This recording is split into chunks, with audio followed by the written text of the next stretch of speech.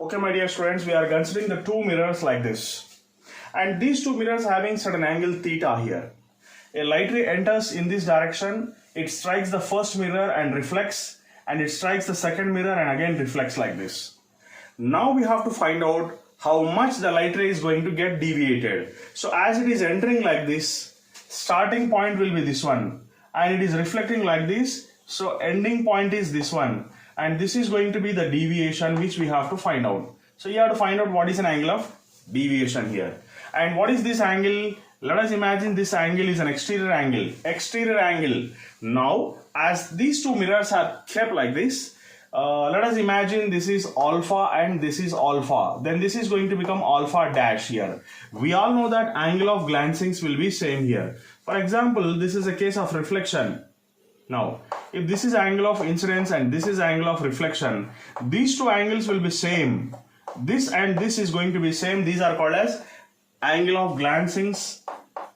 Okay, so these two angles will be same. As incident and reflection are same, angle of glancings will be same here. So these are going to be same here. Similarly, this is beta dash, this is going to become beta, and this is also same, that is called as beta. These two are called as glancing angles and they're going to be always same. So now let us see what is going to happen here. So you all know that exterior angle is equal to sum of interior opposite angle. These two are called as interior opposite angles, which can be written as alpha dash plus beta dash. Now let us see here, in this case here, let us imagine that this is beta dash and these two are betas here. So beta plus beta dash plus beta is going to be 180 degrees because it's a straight line. So beta dash can be taken as 180 minus 2 beta.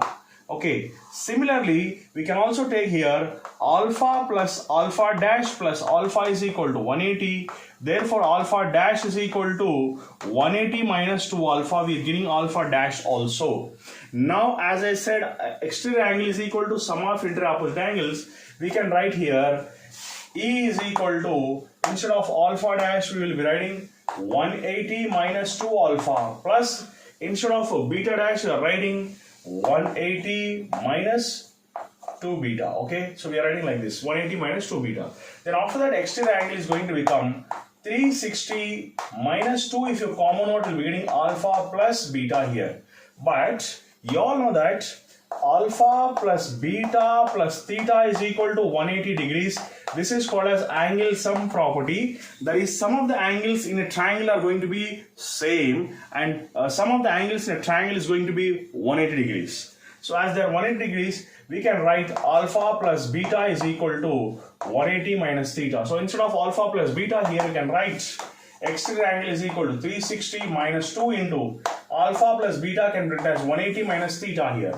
So exterior angle is nothing but 360 minus 2 into 180 is nothing but 360. This is minus of minus is going to be 2 theta here after simplification. So 360 gets cancelled. Exterior angle is equal to double times of this angle, which is taken as angle between the two mirrors. So once you get angle between the two mirrors as 2 theta, exterior angle is equal to double times of this angle between the two mirrors, you can find out deviation now. So therefore, deviation delta, you can find out deviation as delta is equal to total angle is 360 here. Total angle is 360. We can write 360 minus E.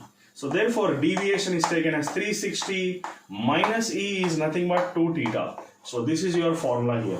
You can also write delta is equal to 360 means 2 pi, because pi is 180. So 2 pi minus 2 theta, or delta can also be taken as 2 into pi minus theta. So these are the formulas to find out the exterior angle. Okay, that is deviation, and deviation is nothing but 360 minus 2 theta.